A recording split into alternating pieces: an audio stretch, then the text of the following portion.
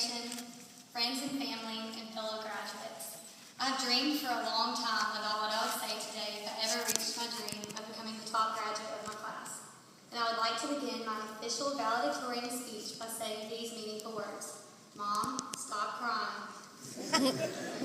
As excited as I am to be standing here at this moment, I have to say that the scariest part of all this is not speaking in front of an audience or living up to your oh-so-high expectations. The scariest part was having to submit this speech to Coach Ford to critique. I say critique, but massacre might be the better word, as it would ultimately end up with his infamous red pen bleeding all over what I believe was a grammatically correct masterpiece. Not to mention the 5-limit rule he gave us.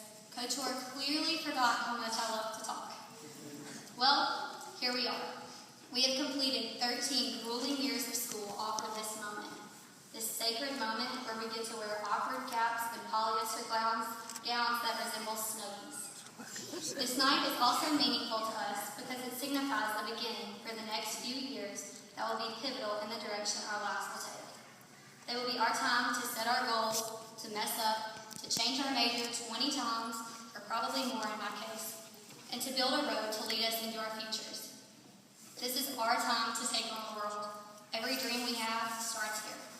I know that, like me, many of you graduates may think that we have already learned all we will need to survive in the real world, because we really need to know logarithms and how to diagram sentences in the real world.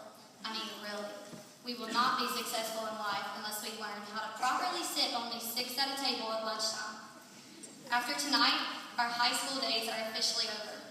Sure, we are going to college to further our education. But the real life lessons that we will need in the real world will most likely come from outside the classroom. All we will really take from the late night study sessions, putting up with annoying professors, and taking countless notes is discipline. And discipline is the key to life, right?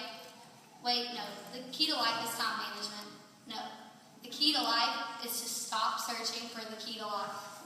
I'm still really young, but isn't that what learning is all about? Mistakes, recalculating, changing our minds, and adjusting our goals.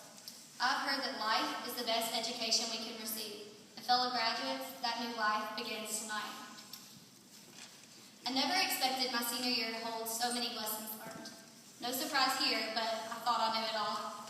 We inherit many traits from our parents, and some of these are often challenging. And while I did not get the crying at the drop of a pin gene from my sweet mother, I did get blessed with the often intensely uptight mutation from my father. Thanks, Dad.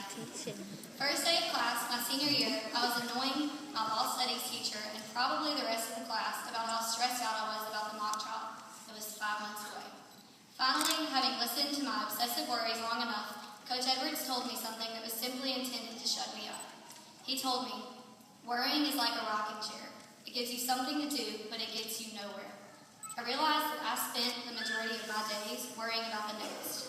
I have since learned that while there are benefits to planning ahead, we are never guaranteed tomorrow, and we must make the best of today. My grandfather once told me, don't let it wrap you up. True words, powerful words. If all else fails, I want to tell you all to never miss the opportunity to let someone know how much they've impacted your life. So thank you, Granddaddy. But hands down, the best piece of advice that I've ever received, I didn't think I got that mutation from my mom. The best piece of advice that I've ever received is from my dear, intense, and often uptight dad that I can be so much like. It may come as a surprise to you that I, on occasion, have chosen to learn lessons the hard way. Rumor has it I can be a bit strong-willed. My wise father has told me 1,000,000 times, happiness is a choice. It was not until this year that I finally matured enough to realize the truth behind that statement.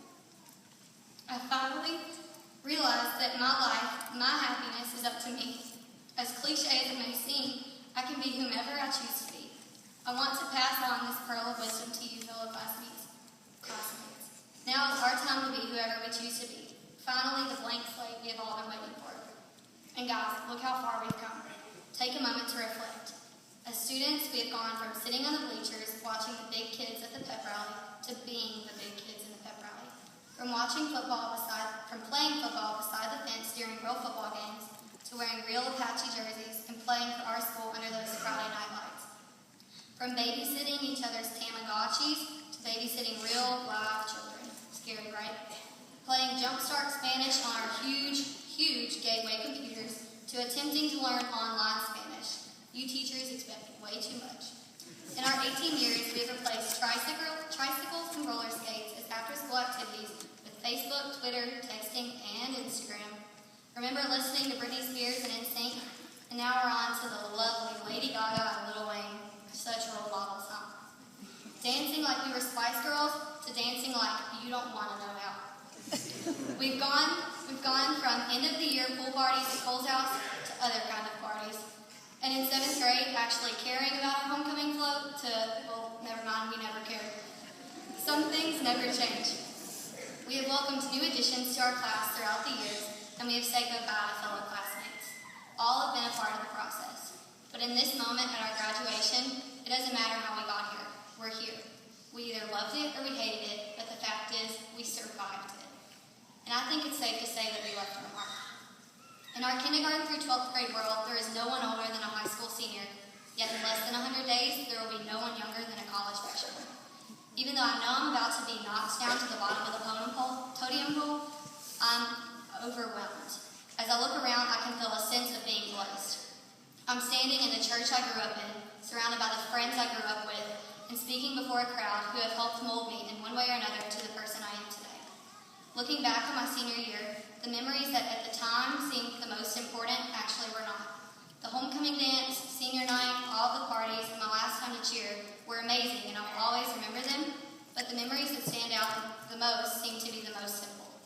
Going to Walmart with my mom every Sunday, jamming to One Direction in the car with my sister, Sunday morning coffee with the family, sampling nasty cheese with my brother and sister, naps on the big red couch at Grammy's, and Emily and Michael giving me college lessons.